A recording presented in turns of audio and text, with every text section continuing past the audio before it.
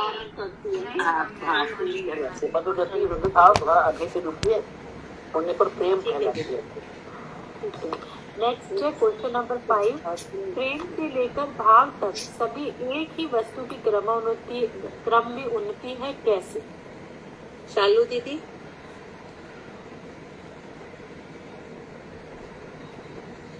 कामिनी दीदी आप भी बताइए। मैं बताऊं दीदी?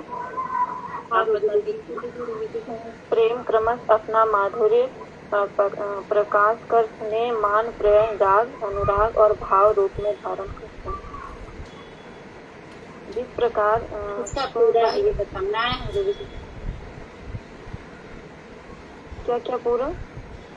हाँ दीदी बोलिए बोलिए, आप ठीक बोलिए। हरे कृष्ण दीदी, आपने ये तो पूछा कि प्रेम से लेकर भाव तक सभी एक वस्तु की कर्मोन्नति कैसे होती है।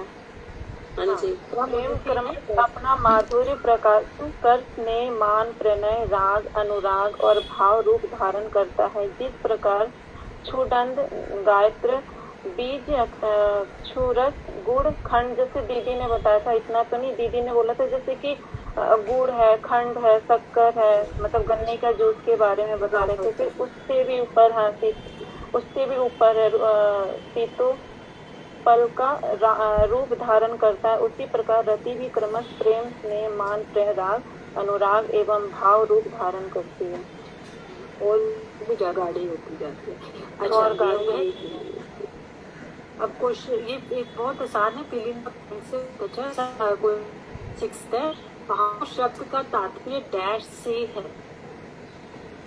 मोहिनी दीदी। महाभाव, महाभाव से। Question number 7। भक्त और भगवान वो जनरल क्वेश्चन है और अच्छा है। भक्त सत्यवती और भगवान। मैं बताऊं? हाँ कामिनी दीदी बताएं। भक्त और भगवान के प्रेम की विशेषता ये है कि भक्त का जो प्रेम है जिस जाति का होता है, कृष्ण का भी उसके प्रति उसी जाति का प्रेम मुझे होता है।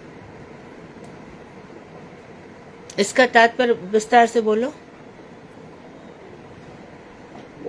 जो भक्त है हाँ। वो जिस तरह का से भक्त के विषय भगवान होते हैं और कभी कभी भगवान के विषय भक्त हो जाते हैं। भक्त के लिए रक्षा करते, जैसे उन्होंने अमरीश के लिए रक्षा करी ना, तो उस समय अमरीश हो गए विषय। जैसे भक्त का भगवान के होता है, ऐसे भगवान का भक्त के लिए भी हो जाता है। दीदी से ऐसे भी बोल सकते हैं क्या, जिस परिणाम में भक्त भगवान को अपने आप को समर्पित करता है, हाँ वो उसी परिणाम वो डिफरेंट है। यहाँ विषय की बात है। ठीक है। अगला क्वेश्चन है 8। प्रेम का लक्षण क्या है? किसी को शुभ प्रेम है तो प्रेम का उसका लक्षण क्या है?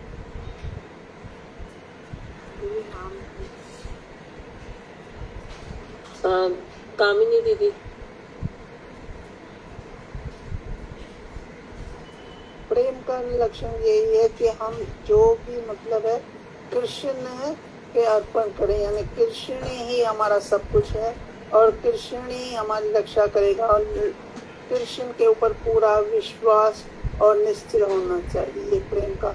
यानी जो भी हम क्रिया करें कर्म करें वो बस कृष्ण ही है। कृष्ण प्रेम तरीके से भाव बंधन, हमारा भाव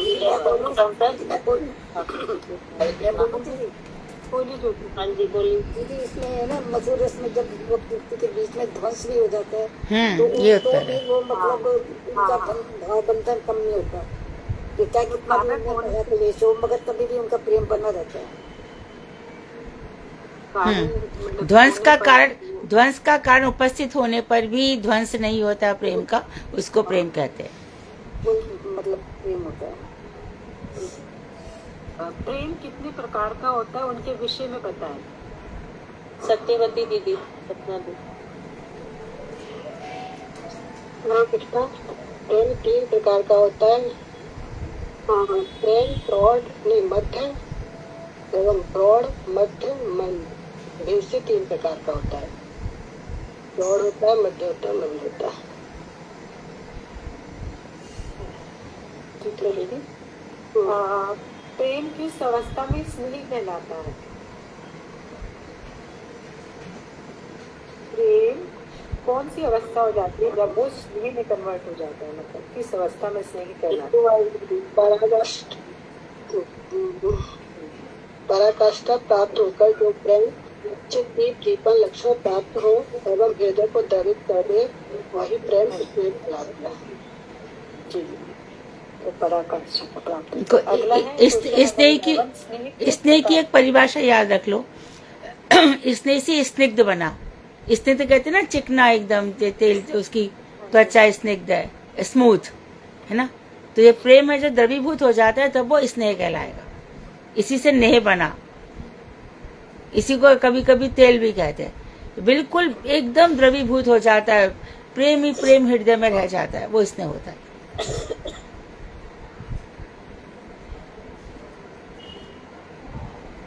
नेक्स्ट है रति के 2 रूप कौन से हैं? चालू दीदी। एक सेकंड, स्नेह के प्रकार बताइए, संक्षिप्त में उनके विषय में बताइए। 11th question. प्रेम के 2 रूप है, मैं उनकी हूँ, वो मेरे हैं। मदीय और तदीय भाव। मदीय मेरे हैं और तदीय मैं उनकी हूँ। तो कौन सा भाव अच्छा है शालू, मदीय की तदीय? मध्य। हाँ मध्य मध्य। हाँ, मदीय। कितने प्रश्न और बाकी हैं अनुराधा? क्या दीदी? प्रश्न कितने और बाकी हैं? बस दीदी क्वेश्चन तो है अभी, तो दीदी ये फर्स्ट पार्ट ही चल रहा है, फिर दूसरा पार्ट है। थोड़ा जल्दी जल्दी दीदी, ये तो छोटे छोटे है ना दीदी? हाँ हाँ, भागवत कथा भी है ना इसके लिए। हाँ हाँ जी। वो दीदी भागवत कथा ही करवा लो, फिर नहीं हो पाएगा है ना, उनको लेट हो जाएगा जिसकी आज का। फर्स्ट पार्ट में 4:05 हो गए दीदी। फर्स्ट पार्ट में कितने प्रश्न बाकी हैं? नहीं दीदी, अब तो बहुत अच्छा। 4-10 तक ले लो, 4-10 तक जितने प्रश्न हो जाए। ठीक है तो ये वाला पार्ट हो जाएगा। रति के 2 रूप कौन से हैं? वो तो हो गए दीदी, रति के 2 रूप तो हो गए। अच्छा, निम्न स्नेह किस फायर करता है? कृष्ण मधु स्नेह। हाँ जी, ये किस किस में पाया जाता है? रूबी दीदी। चंद्रावली में मधु स्नेह। ठीक है दीदी। अच्छा, चंद्रावली में कौन सा स्नेह है?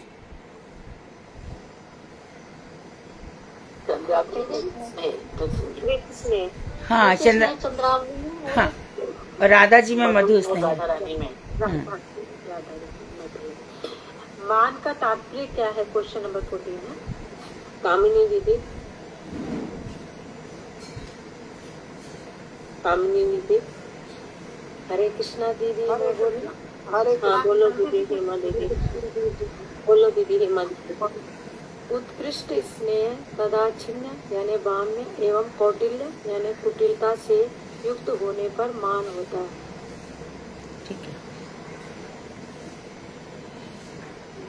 हरे कृष्णा दीदी। ठीक है दीदी, ऐसे और भी आप आंसर दिया करें मन की दीदी, जैसे आज के प्रयास किया ना आपने। तो क्वेश्चन नंबर 15 है, मान कितने प्रकार का होता है, उनके नाम बताइए। सत्यवती दीदी। मान 2 प्रकार का होता है, उदात्त एवं ललित। नहीं, उदात्त तो ललित दिया है। मान 2 प्रकार का होता है, अभेद वनम रूप दृष्टांत मान की तरह है। यही है ना? सहेतुक मान और निर्हेतुक मान है ना। मान 2 तरह का होता है, सहेतुक और अहेतुक। हाँ। सहेतुक माने विद रीजन और अहेतुक माने विदाउट रीजन। हाँ। होता है, मान माने रोकना। जिसमें लिखा है उदात्त और ललित से मान 2 प्रकार। हाँ जी, उसमें यही लिखा है उदात्त और ललित मान दीदी। अच्छा, कौन से, किस में, उज्ज्वल नीलमणि में कि शिक्षामृत में? शिक्षामृत में। उसका शिक्षामृत में भी और जैव धर्म में भी दीदी। अच्छा, उदात्त ललित की परिभाषा क्या दी है? इसकी परिभाषा मान है और ललित मान मधु स्नेह से उदित होता है। ललित मान मधु स्नेह से उदित होता है, और उदात्त मान जी, और उदात्त ये घृत स्नेह। ओह ठीक है, ठीक है, ठीक है। अगला है 15वां पूछिए, 14वां तो हो गया, इसी में आ गया, 15वां पूछ लेते हैं। मान कितने प्रकार का होता है, उनके नाम बताइए। तो ये तो हो गया दीदी, 13वां 14वां हो गया, 15वां प्रणय। जी 15वां तो मान कितने प्रकार का लिखा हुआ है आपने, और 16 है घृत स्नेह में डैश मान होता है। अच्छा, फिर एक क्वेश्चन है अगला, ये दोनों हो चुके। प्रणय किसे कहते हैं? प्रणय हाँ, प्रणय किसे कहते हैं? फाल्गुनी दीदी ने हाथ खड़ा किया, दीदी बताइए आप।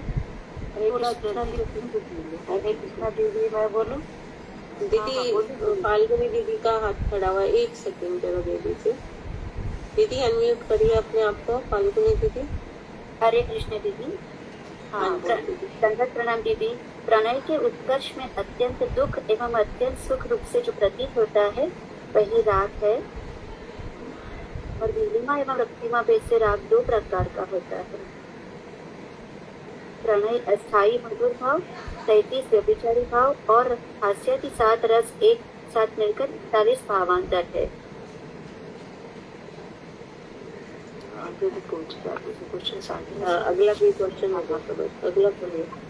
चलो ठीक है। अच्छा ये बताइए, श्रीमती राधिका में कौन सा राग लक्षित होता है? 21 क्वेश्चन है ये, 21 है। श्रीमती राधा रानी में कौन सा राग लक्षित होता है? हेमंती दीदी बता दीजिए। हेमंती दीदी आपने अभी बोला था। हरे कृष्णा दीदी, दंडवत प्रणाम। दीदी राग आपका रक्तिमा वर्णन बता रही थी दीदी। रक्तिम राग, दीदी रक्तिम राग तो बता। हाँ ठीक है, रक्त। अच्छा, भावांतर शब्द से क्या मतलब, उसका क्या अर्थ होता है, क्या तात्पर्य है? भावांतर, भाव क्या तात्पर्य? चालू दीदी। स्थायी मधुर भाव, भाव 33 व्यभिचारी भाव और हास्य आदि 7 कुल मिलाकर 41 भाव को भावांतर कहते हैं। ठीक है। अनुराग किसे कहते हैं? लास्ट 2-3। हाँ दीदी ये लास्ट कर लेना। मैं बताऊं? हरे कृष्णा, मैं बताऊं? जो राग स्वयं नव भावों से सदा अनुभूत प्रिय को नित्य नवीन अनुभूत कराता है वही अनुराग है। ठीक है। अगला प्रेम व चित्र किसे कहते हैं? 25 क्वेश्चन है दीदी। अब दीदी रहने तो दीदी, 4 11 हो गए हैं, दीदी कह रहे थे ना फिर वो करवाना है। आप बस फिर सेकंड पार्ट कर देंगे ना। ठीक है। जल्दी से बता दीजिए, प्रेम व चित्र किसे कहते हैं? बस मैं बताऊं? हाँ बताइए दीदी। परस्पर वशी भाव, प्रेम वैचित्र्य एवं दुख शादी के जन्म ग्रहण करने की लालसा आदि अनुराग चरम सीमा को प्रकाशित करता है, वही प्रेम वैचित्र्य है। हाँ दीदी, एक और बता दीजिए दीदी, महाभाव का लक्षण क्या और वो महाभाव की स्थिति कहाँ है? विप्रलम्ब या विरही प्रेम वैचित्र्य। महाभाव का यावत आश्रय वृत्ति के रूप में अनुराग स्वयं वेद दशा को प्राप्त होकर प्रकाशित होने पर वही भाव महाभाव कहलाता है। या समस्त भावों की चरम सीमा महाभाव है। राधा कृष्ण के अनुराग की पराकाष्ठा। यावद आश्रय वृत्ति जब स्वसम्मति दशा को प्राप्त कर लेती है वही महाभाव है। ठीक है, ठीक है दीदी, हमारा इसका फर्स्ट पार्ट हो गया, बस एक ही पार्ट और रह गया है जो मतलब डिस्कस करना है, फिर कल कर लेते। एक ही पार्ट बाकी है, बाकी सब राधा रानी में देखी जाते हैं ना। राधा जी में भी है, गोपियों में भी है, एक बार अर्जुन में देखा गया था, श्री कृष्ण में भी है। लेकिन महाभाव के आगे की जो अवस्थाएं है ना, मोहन और मादन, तो मिलन में जब रहता है ना तो भी श्री कृष्ण में रहता है, लेकिन मादन के आगे जब जो विचरण है ना मोहन भाव, वहां पर कृष्ण का अधिकार नहीं है। इसीलिए वो इसी इच्छा को पूरी करने के लिए वो महाप्रभु बनकर आए, और बनकर आए भी, और गदाधर जी साथ में भी रहे, तो गदाधर को लेकर वृंदावन नहीं गए क्योंकि वो आस्वादन नहीं कर सकते थे। गदाधर जी राधा जी का आवेश है ना उनमें। तो यहाँ पर स्वरूप दामोदर ललिता जी हैं, राय रामन विशाखा जी। तो राय रामानंद से उन्होंने बात तो निकलवा ली सारी, कारुण्यामृत तारुण्यामृत लावण राधा जी के बहुत भाव तक। जब और आगे मोदन मदन तो मुंह रख दिया, इसके आगे और नहीं, इसके आगे संसार का अधिकार नहीं है। तो यहाँ तक तो बात निकलवा ली भक्तजनों के लिए। भक्तों में भी आप देखिए, संसार में खूब भगवान के जो भक्त हैं उसमें से कितने लोग महाप्रभु को मानते हैं, और इतने से महाप्रभु से आगे जो महाप्रभु की भगवत्ता है वो भी कहा। तो इसलिए गौड़ीय वैष्णव सबसे ज्यादा भाग्यवान गौड़ीय वैष्णव ही है। यही कारण है कि सबसे ज्यादा भाग्यशाली गौड़ीय वैष्णव है। ठीक है, तो एक मिनट है ना, एक सेकंड। हाँ, क्लास में फोन करती हूँ थोड़ी देर में, है ना। तो गौड़ीय वैष्णव इसीलिए सबसे ज्यादा भाग्यशाली कहे गए। चार संप्रदाय में अब जैसे कि देखो, विचार करो, और एक गंभीर बात है ना। जैसे कि श्रीमद् भागवत चल रहा है, और भागवत में सारे ऋषि आ गए। अब आप देखो कि सतयुग कालीन भी आ गए, त्रेता युग के वशिष्ठ भी आ गए। तो ये लोग अपने अपने अधिकार को लेकर के बैठे हैं कि नहीं। वशिष्ठ जी हैं, याज्ञवल्क्य हैं, मैत्रेय जी हैं, नारद भी थे, प्रहलाद भी थे, ध्रुव भी थे, सब आए। ये नित्य जीव हैं। नित्य जीव तो सभी नित्य हैं, पर ये मुक्त जीव अपने अपने स्थान पर सभी आ गए। उधर देखो, जनलोक में शौनक आदि ऋषि बैठे हैं, और सूत जी बैठे हैं। वहां पे कथाएं चल रही हैं, लंबा लंबा अधिवेशन लेकर के बैठे हैं। जब हम 1 घंटा का लेकर बैठे हैं, वो 1000 वर्षों का अधिवेशन लेकर के बैठे, कथाएं चलती रहे। बलराम जी आ जाते हैं, सूत जी का सिर काट जाते, फिर दूसरा भी दे जाते हैं। आप विचार करके देखो कि तुम लोग कितने ऊंचे लेवल पर ये जो आज डिस्कशन हुआ है ना, ये कहीं भी किसी लोक में भी संभव नहीं है। परिभाषा समझ ली, उत्तर दे दिया, लेकिन रियलाइजेशन जो यावद आश्रयव्रती ने स्वसंविद दशा ली, उसका हमें करना पड़ेगा। स्वसंविद दशा, जिसका हम वर्णन नहीं कर सकते। तो जो हमारे 4 आचार्य हो गए, अब मानो मध्वाचार्य जी हैं। अब हम पूछें कि मध्वाचार्य गोलोक धाम में गए कि नहीं गए, क्या उत्तर है तुम लोगों का, बोलो।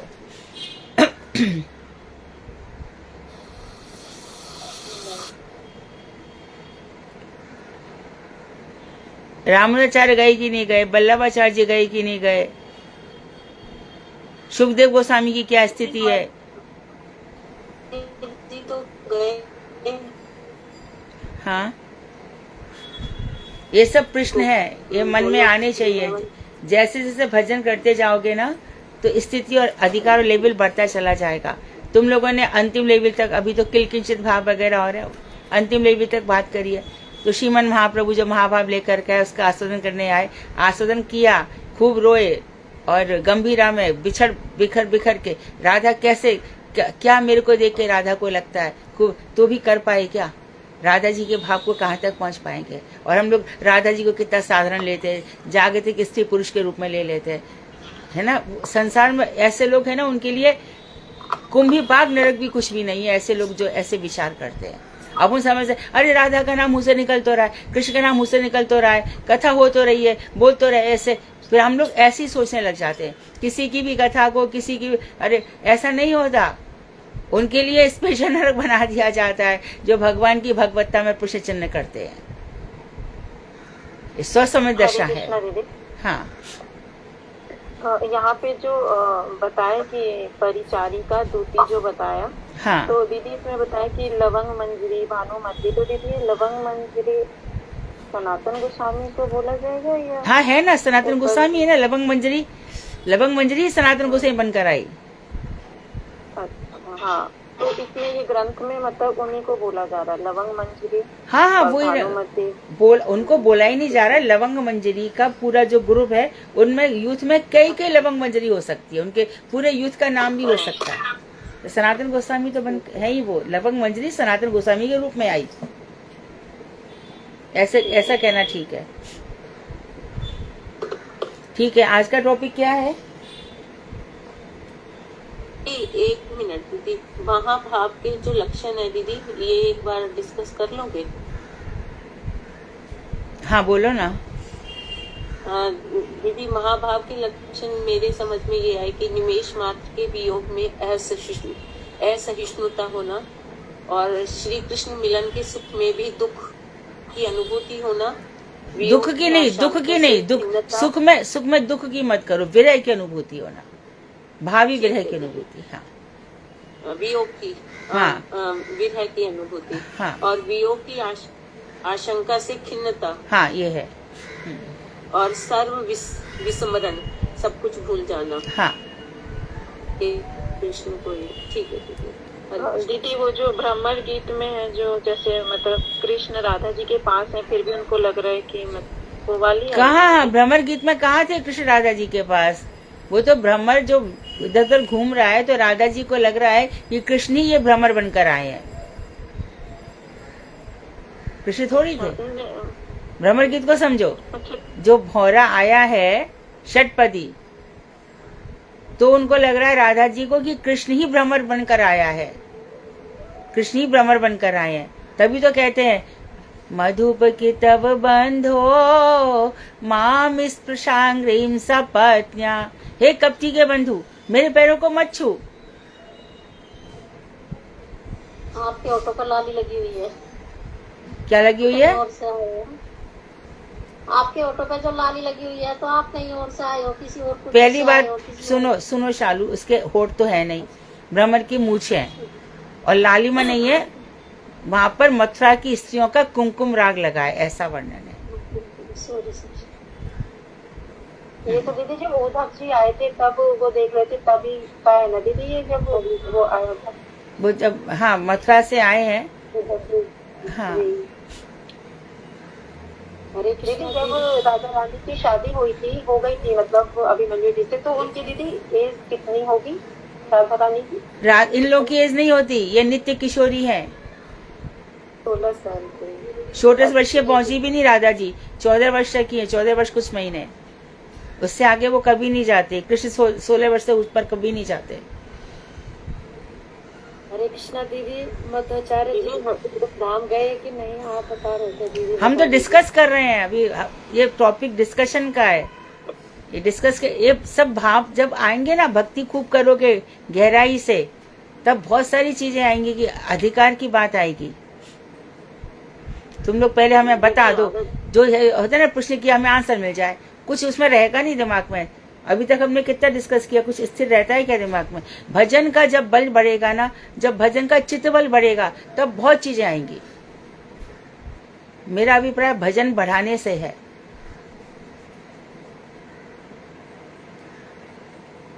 दीदी, राधा जी तो जो चीज काली होती थी उसी को कृष्ण समझ लेती थी।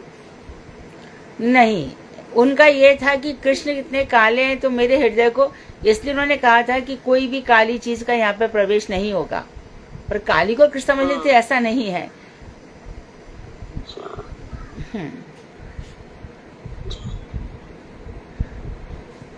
ठीक है। आज हरे कृष्णा दीदी। हाँ दीदी, ये वो 16 साल से आगे नहीं बढ़ते हैं कृष्ण? कभी नहीं, नित्य किशोर अवस्था है। महाप्रभु ने रघुपति उपाध्याय से ये प्रश्न पूछा कि अवस्था कौन सी श्रेष्ठ है? किशोर अवस्था। वो कृष्ण में भी, राम में भी वैसा ही है, विष्णु में भी वैसे, पर कृष्ण में ज्यादा लालित्य है। इनके थोड़ी दाढ़ी मूछ आती है, इनके थोड़ी प्रौढ़ होते हैं, बूढ़े होते हैं, हमेशा ऐसे ही रहते हैं। इनको देख करके कंस की मैया लजा गई, औरों की तो बात छोड़ो, वृद्ध भागवतम में पढ़ा होगा तो। इनकी नत्य भाव महाराज जी कहते थे ना कि दाढ़ी मूछे नहीं होती कभी भी, कृष्ण को बोलते थे ना महाराज जी की दाढ़ी मूछे। अरे महाराज जी तो वही कहते हैं ना जो शास्त्र में लिखा है, इनके कभी नहीं होती। हमारे सारे गुरु वर्ग यही कहते हैं, भगवान के दाढ़ी मूछ नहीं होते। इसलिए जो इसको भगवान मान लेते हैं ना, ये भगवान है, ये भगवान है, ये भगवान है संसार के जीवों को, इसलिए वो बहुत अपराधी होते हैं कृष्ण के प्रति। राम जी और कृष्ण को कभी दाढ़ी नहीं आती। नहीं, उन लोगों को आ ही नहीं सकती ना। आज इनकी टर्न है। बिमला बेरीवाल जी का है, हो चुका है क्या बिमला बेरीवाल जी? हरे कृष्णा। नहीं अनुराधा दीदी, आज फाल्गुनी दीदी बोलेंगी उर्वशी पूर्वा संवाद पर। और कल कौन बोलना चाहेगा मुझे बता दो आप प्लीज, क्योंकि कल थर्सडे, परसों फ्राइडे। तो गहना तो शायद बिजी है, पहले गहना ने बोला था लेकिन वो बिजी है। हाँ, क्योंकि आपने दीदी उसके बाद लिखा हुआ ज्योति दीदी, शालू दीदी, अनुराधा खंडेलवाल दीदी, हेमा दीदी, फागुनी दीदी। मेरी बात हुई है इन सबसे, अनुराधा दीदी मेरी इन सबसे बात हुई एक एक करके। अनुराधा खंडेलवाल दीदी बिजी हैं, कहीं बाहर जा रही हैं। हेमा दीदी ने अभी प्रिपेयर नहीं किया है, रेणु दीदी ने अभी प्रिपेयर नहीं किया, सपना दीदी का फाइनल नहीं हुआ है अभी। और तो जो देखो है, शालू इसमें दीदी का भी पेंडिंग है। सुधा, इसमें ना कुछ लोग ऐसे हैं जो उनको कभी भी बोलोगे बोलने को तैयार हो जाएंगे। लोग रोज लिखते हैं। एक तो अपनी मैं कल बोल दूंगी, मैं बोल दूंगा तो कोई नहीं होगा। हाँ हाँ, आप देखो किस पे बोलना है? मैं आपको टॉपिक बता देती एक तो ये सत्यवती सपना दीदी है ना, इनको कोई भी टॉपिक दे दो एक दिन पहले ये बोल देंगी। और ये भारती तो रोज रोज ये लिख रही है भागवत। कल भी वो सुना रही थी इसका रहुगण का भरत का संवाद। उसके पास हमेशा तैयार। जिनको नहीं पढ़ना है उनको छोड़ दो। इनको इतना मौका दिया है पढ़ने का, इतना सब तुम लोग क्यों नहीं करते हो? 1 घंटा तुम लोगों से निकलता नहीं एक हफ्ते में।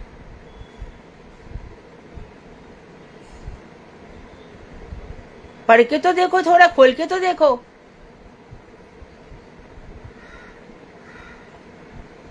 इतना बढ़िया भगवान की वाणी है जो सुखदेव गोस्वामी बोल रहे हैं, वही वाणी तुम कहने जा रहे हो, तो थोड़ी मेहनत नहीं कर सकते हो?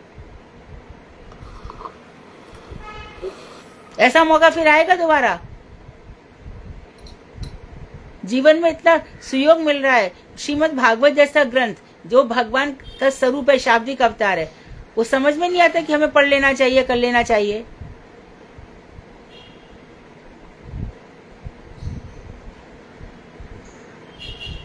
कोई भी नहीं होना तो ये जो 3 जन हैं और सुधा भी कर सकती है, ये 4 जन हैं, इनको कभी भी बोल सकते हो। जिसके पास नहीं है टॉपिक तो मैं उसका आस्वादन करूंगी।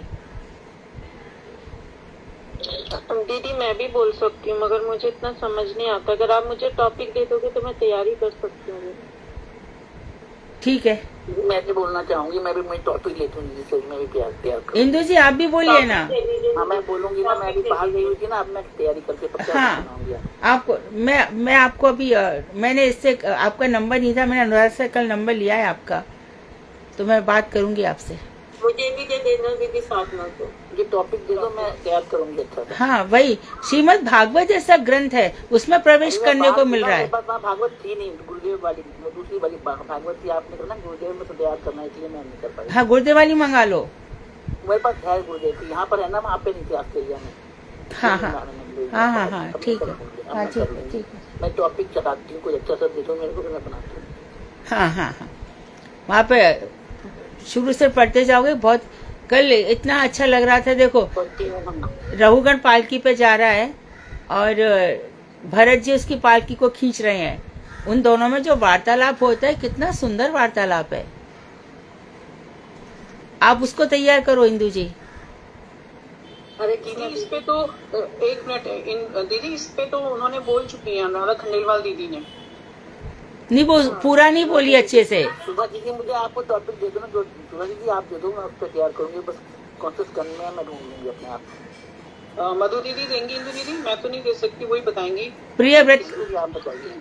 उसमें है ना, आपको अच्छा लगेगा। अष्टम स्कंद में गजेंद्र ग्रह कौन बोल रहा था? गजेंद्र ग्रह का रूबी दीदी बोल चुकी है, रूबी दीदी ने हाँ रूबी ने बोला था, बराबर है। तो और कितना दीदी आप सोच के बता देना मेरे को आराम से, मैं फिर आराम से तैयार करूंगी, 2 दिन में बता दूंगी आपको। प्रिय व्रत का चरित्र ले सकती हो पंचम स्कंद से।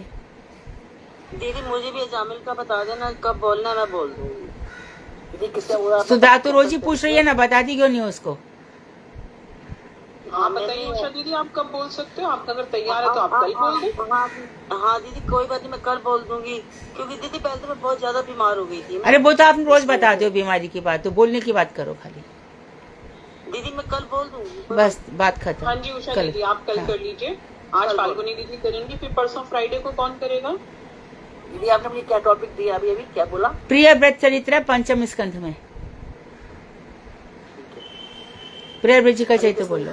हरे कृष्णा दीदी। हाँ। प्रणाम। हाँ, मैं भागवतम तो लाई हूँ पर मुझे समझ नहीं आ रहा मैं कहाँ से शुरू करूँ। प्रथम स्कंद से पढ़ो, प्रथम स्कंद से ही पढ़ो। मैं आपसे सुनूंगी, आप भीष्म पितामह के विषय में बोलो। चलो ठीक है। हरे कृष्णा दीदी। भीष्म पितामह का चाहिए तो बोलो।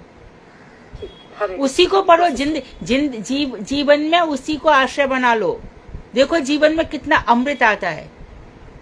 ठीक है दीदी। कहाँ सुख है, कहाँ दुख है, कहाँ ऊपर है, कहाँ नीचे, कहाँ मान, सब एक तरफ चले जाएंगे। साक्षात कृष्ण से साक्षात्कार है ना। हाँ मैं कोशिश करती हूँ आज से भी। हाँ, फिर 8 को किसने बोलना है? 8 तक कल बता देना 8 तारीख को किसको बोलना है। दीदी मैं मंडे को बोलूंगी, मंडे को अगर कोई नहीं होगा, मतलब अगर बोला हुआ, नहीं तो मैं सर्व मुक्ति क्रम मुक्ति भी बोल दूँ। कोई भी नहीं होगा तो भारती कभी भी बोल सकती है। ये कह रही है, क्या नाम है इसका, अनुराधा और ये सपना, ये लोग कभी भी बोल सकते हैं। एक दिन पहले उनको बोल दो। और दीदी मैं मंडे को बोलूंगी उनका। ठीक है। अब आप है ना मंडे को, फिर आप बोलोगे मैं बीमार पड़ गई, ये पड़ गई। मंडे आपको लास्ट चांस दिया जाएगा, आप बोलना है तो बोलना, नहीं तो छोड़ देंगे। मैं इंदू भाई बोल रही हूँ, मैं मंडे को बोल। अच्छा इंदू जी बोल रहे, मुझे उषा जी की आवाज लगी। हाँ हाँ ठीक है। नहीं मंडे को मैं बोलूंगी। हाँ उषा जी का रोज का ही रहता है, उनको बोलना भी है। दीदी मुझे तो अटैक आ गया था ना। अरे ये सब भगवान की भक्ति करो, अटैक आके गया ना, चलो खत्म करो उस काम को। हाँ इंदू जी को, हाँ इंदू जी को मंडे कर दो। हाँ उषा दीदी अब स्पीकर ऑफ कर लीजिए आप सब, सिर्फ फाल्गुनी दीदी ऑन करेंगी। हरे कृष्णा दीदी बोलिए। हरे कृष्ण दीदी, दंडवत प्रणाम। दंडवत। ओम अज्ञानतिमिरान्धस्य ज्ञानाञ्जनशलाकया चक्षुरुन्मीलितं येन तस्मै श्रीगुरुवे नमः। गुरुदेव आपके चरणों में कोटि कोटि दंडवत प्रणाम। श्रीमद् भागवत का पुरुरवा की वैराग्य युक्ति के द्वारा स्त्री संघ के दोष और साधु संघ की महिमा का विवेचन। भगवान श्री कृष्ण ने कहा, हे उद्धव, यह मनुष्य शरीर मेरे स्वरूप ज्ञान की प्राप्ति का साधक है। एक मिनट, मैं सबको ये बात और बता दूं, भागवत में किस किस के संवाद चलने वो रोज वर्णन है। तो एक चीज और है, जब 11वें स्कंध में भगवान सारी बातें उद्धव जी को बता रहे हैं। 11वां स्कंद उड़ीसा में, मालूम है, खाली 11वें स्कंद ही पढ़ा जाता है। बहुत ज्ञान है इसके अंदर। इसको पढ़ने से संसार समझ में आता है, संसार तत्व क्या है, माया क्या है, जीव तत्व क्या है, भगवत तत्व क्या है। तो पुरुरवा उर्वशी का, आप थोड़ा सा धीरे बोले, फास्ट चल रही हैं। पुरुरवा उर्वशी, तो पुरुरवा उर्वशी जो अप्सरा है, उसमें आसक्ति होने के कारण पुरुरवा की क्या गति हुई वो सुनो। हाँ बोलो। इस मनुष्य देह रूप विशेष सुयोग को प्राप्त करने पर जो देह धर्म एवं मनोधर्म का त्याग। अरे थोड़ा धीरे बोलो, तुम रीडिंग मत करो, ठीक से बोलो। अच्छा, ठीक है। देह धर्म मनोधर्म ऐसे बोलो। देह धर्म एवं मनोधर्म का त्याग करके आत्मधर्म अर्थात मेरी भक्ति में अवस्थित हो जाते, वे जीवन मुक्त अपनी आत्मा में नियामक रूप से अवस्थित मुझ परमानंदमय परमात्मा पुरुष को प्राप्त होते हैं। इसका अर्थ ये है कि लोग देह मेरे को जब मान लेते हैं कि देह धर्म को छोड़ देते हैं, और मनोधर्मी है ना, भागवत भी हमारी हम जैसे चाहते हैं वैसे भागवत बोलो, ऐसा थोड़ी होता है। ये मनोधर्म है। आप आयो हमें ऐसी ऐसी कथा सुनाओ, ये मनोधर्मिता है। तो भगवान कह रहे हैं कि देह धर्म मनोधर्म को छोड़ करके जो आत्मधर्म का नियामक मैं हूं। थोड़ा सा फाल्गुनी, तुम थोड़ा धीरे बोलोगी तो तुमको भी फायदा होगा, सबको फायदा होगा। तो रीडिंग करने से कुछ लाभ नहीं है। तो जो मैं आत्मधर्म का नियामक हूँ, इसकी कथा सुनो। हाँ हाँ दीदी, जो मनुष्य ज्ञान निष्ठा के कारण गुणमयी जीवोपाधि से यानी जीव योनि से अर्थात अपनी मिथ्या प्रत्यभिज्ञा से विमुक्त हो गए हैं, वे विषयों को अवस्तुभूत जानकर कि समस्त वस्तुएं भगवत संबंध की गंध से रहित प्रकृति से निर्मित माया मात्र अर्थात अवास्तविक होने पर भी दृश्य है, इस विवेचना के द्वारा समस्त गुणों के साथ विद्यमान रहकर भी बद्ध जीव के समान मिथ्याभूत विषयों के संबंधन में नहीं बनते। समझ में आया किसी को ये क्या बोल गई? तुमने है ना एज इट इज कॉपी कर लिया, इसका सार लिखना चाहिए था। वो तो श्लोक अनुवाद होता है। परंतु वो ये कह रही है कि लोग जब समझ जाते हैं तब विषयों से बद्ध नहीं होते। आगे सब लोग है ना, उसका सार लिखे है, इतने लंबे लंबे कुछ समझे पहले, फिर उसका सार लिखे है। हाँ बोलो। ठीक है दीदी। मनुष्य विषय भोगों में लीन रहने वाले असत मनुष्यों का संग कभी ना करे। ऐसे किसी एक व्यक्ति का भी संग न करे, क्योंकि ऐसे एक जन का अनुवर्तन करने पर अंधानुवर्ती अंधे के सहारे चलने वाले अंधे के समान नरक में पतित होना पड़ता है। जड़ भोगान व्यक्ति को गुरु मान लेने पर अंधतम से घोरतम तम में जाना पड़ता है। किसको गुरु मान लेने पर? अंधतम, अंधतम जो खुद ही संसार में डूबा हुआ है, उसी को गुरु मान लिया तो तुमको अंधतामिस नरक में जाना ही पड़ेगा। इसी के आधार पर कहा गया है, यथा गुरु तथा चेला दोनों नरक में ठेलम ठेला। महायशस्वी सम्राट ईला पुत्र एल अर्थात पुरुरवा उर्वशी के विरह में पहले तो शोक से मोहित हो रहे थे। बाद में कुरुक्षेत्र में उर्वशी को प्राप्त करके उन्होंने गंधर्वों द्वारा प्रदत्त अग्नि द्वारा देवताओं के उद्देश्य से यज्ञ किया एवं पुनः उर्वशी लोक को प्राप्त हुए। इससे उनके शोक की शांति हो गई, भोग की वासना चली गई। विघ्नों के कारण जो ज्ञान वैराग्य भक्ति स्थगित हो गए थे, वे उन्हें पुनः प्राप्त हो गए और वे वैराग्य पूर्वक अपने चरित्र पर आधारित ये गाथा गाने लगे।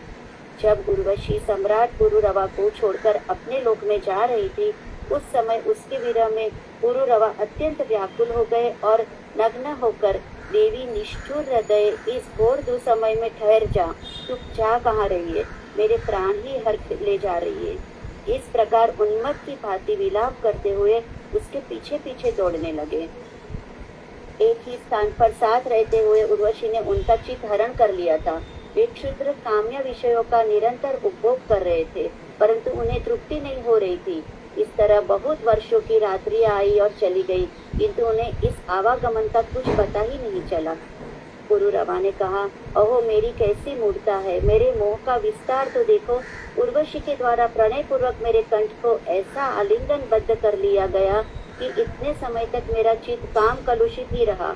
मेरे जीवन काल के अंश स्वरूप कितने दिन रात ऐसे ही व्यतीत हो गए, मुझे कुछ सुध ही न रही। मेरी विस्मृति की समाप्त सीमा तो देखो, मैं रमण में ही रमता रहा और सूर्य देव कितने ही पार अस्त हो गए।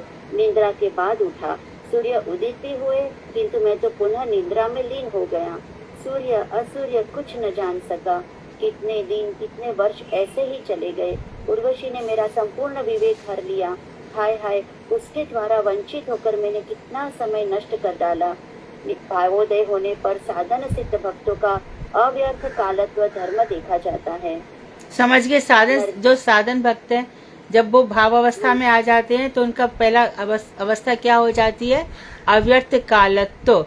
एक समय भी, एक सेकंड भी वो बिना भजन के व्यर्थ नहीं करते। उनको मालूम पड़ जाता है संसार कैसा है। एक क्षण भी उनका भगवान कृष्णानुशीलन चलता है। श्रवण, स्मरण, दर्शन, मनन, चिंतन, पठन, पाठन, अध्ययन, अध्यापन, ये सब कृष्ण से संबंधित होकर चलता है। हाँ। राज चूड़ामन सम्राट होने पर भी मैंने अपना ये शरीर कामिनियों के क्रीड़ा साधन के रूप में परिणत कर दिया। मैं स्त्रियों के खेलने का पशु बन गया। अहो मेरी आत्म विस्मृति भी अति विचित्र है। कैसा मोह है ये। जिस समय उर्वशी मेरा राजपाट, राजोचित समस्त भोग सामग्री और राजेश्वर स्वरूप मुझे द्रोण के समान त्याग करके चली गई, उस समय मैं नग्न होकर उन्मत्त के समान रोदन करते हुए उस पलायनकारिणी प्रणय कुपिता के पीछे पीछे दौड़ने लगा। पलायनकारिणी जो मुझे छोड़कर भाग रही है और जो खुद ही मुझसे प्रेम में क्रोधित, मैं उसी के पीछे भाग रहा हूँ। ऐसी मेरी हालत हो गई। स्त्री का कीड़ा मृग बन गया मैं। भगवत सेवा के बिना मनुष्य की संपूर्ण अस्मिता अनादृत हो जाती है।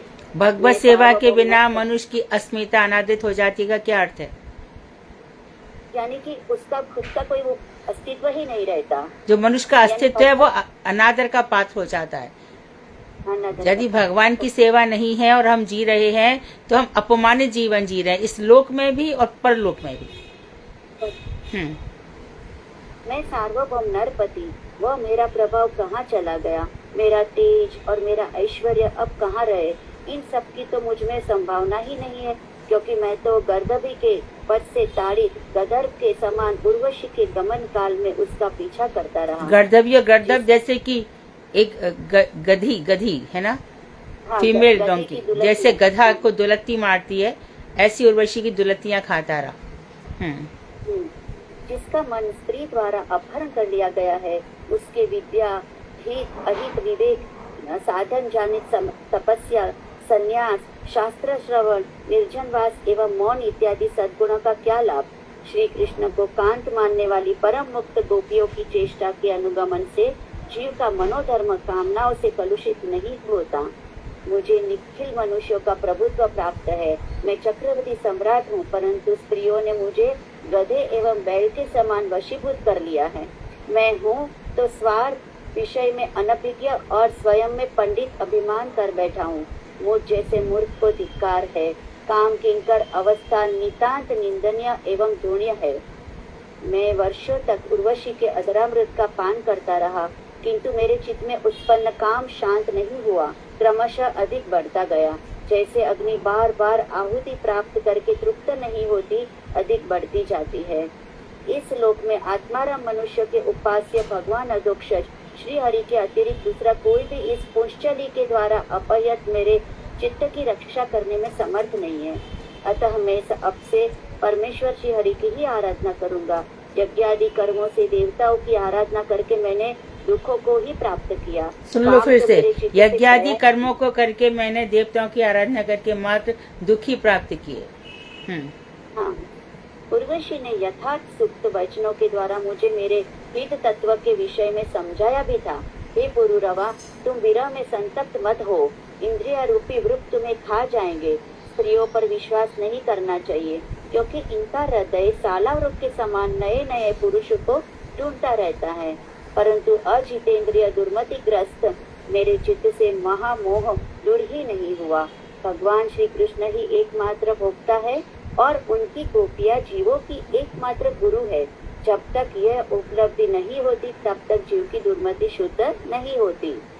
कोई व्यक्ति अपनी भ्रांति के कारण रस्सी को सर्प समझकर उससे डर जाए, तो जैसे उस स्थान पर रस्सी का कोई दोष नहीं है, उसी प्रकार इस स्थान पर अजितेंद्रियता के कारण मैं स्वयं ही अपराधी हूँ। उर्वशी ने मेरा कोई अपकार नहीं किया है। अज्ञ व्यक्ति अपने अज्ञान से ही भयभीत होता है, इसी से भ्रम और मोह उत्पन्न होते हैं। यह शरीर माता पिता से उत्पन्न होने के कारण उनकी संपत्ति है, अथवा पत्नी को भोगप्रद होने के कारण उसकी संपत्ति है, अथवा स्वामी के अधीन होने के कारण उसके भोग के कारण उसकी कृति संपत्ति है, अथवा अंत्येष्टि क्रिया के समय अग्नि की आहुति होने के कारण उसकी संपत्ति है, अथवा देह दान न होने पर कुत्ते गीत का भक्ष्य होने के कारण उनकी संपत्ति है, अथवा जीव शरीर कृत शुभ अशुभ का फल भागी होने के कारण यह शरीर आत्मा की संपत्ति है, अथवा उपकारिता के कारण बंधु बांधवों की संपत्ति है, अथवा अधर्म संबंध से शत्रुओं की संपत्ति है। इस प्रकार कुछ निश्चय नहीं किया जा सकता। अविवेकी मनुष्य ऐसे अनिश्चित तुच्छ परिणामशील अपवित्र मलमूत्र से भरे शरीर में, अहो इस रमणी का मुख अत्यंत सुरम्य है, नाक अति सुंदर है, मुस्कान अति मनोरम है, इस प्रकार कल्पनाओं का आरोप करके देह मात्र में जिसका अंत भस्म अथवा विष्ठा में होता है, उसी की तरफ ममता एवं आसक्ति कर लेते हैं।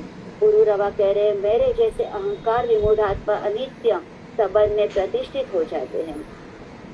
जो लोग त्वचा, मांस, रुधिर, स्नायु, मेद, मज्जा और हड्डियों के ढेर इत्यादि के समष्टिभूत और मलमूत्र तथा इनसे भरे हुए इस शरीर में रमण करते हैं, तो मुझ जैसे उन रमणशील पुरुषों में एवं मलमूत्र के कीड़ों में क्या अंतर रह गया।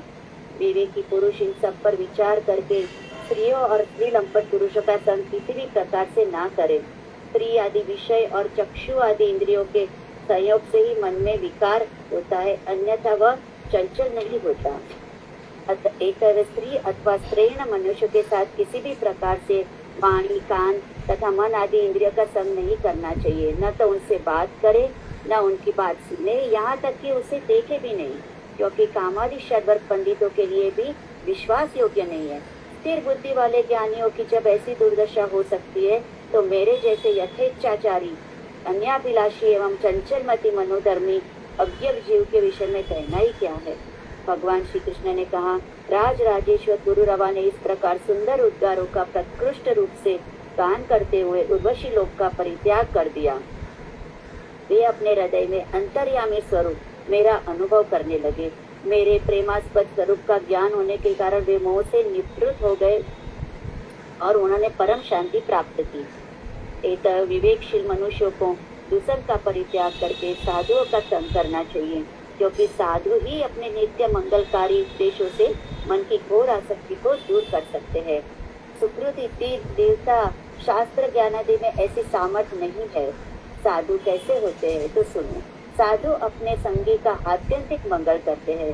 वे ज्ञान कर्मादि से निरपेक्ष स्वार्थपरायण देवता मनुष्य आदि की अपेक्षा नहीं रखने वाले होते हैं, अर्थात निष्काम प्रशांत, अपने द्वेषी पर भी क्रोध न करने वाले, समदर्शी, बंधु शत्रु एवं निरपेक्ष व्यक्तियों पर समान दृष्टि रखने वाले होते हैं। ममत्व बुद्धि रहित, निरहंकारी, अंध बुद्धि से अहम बुद्धि से रहित, शीतोष्ण, मान अपमानित द्वंद्वों से रहित एवं मध्यचित होते हैं। वे कहीं भी कुछ भी परिग्रह नहीं करते, अर्थात या तो अविवाहित होते हैं या पत्नी पुत्र आदि में अनासक्त होते हैं। इनको ही साधु कहा गया है।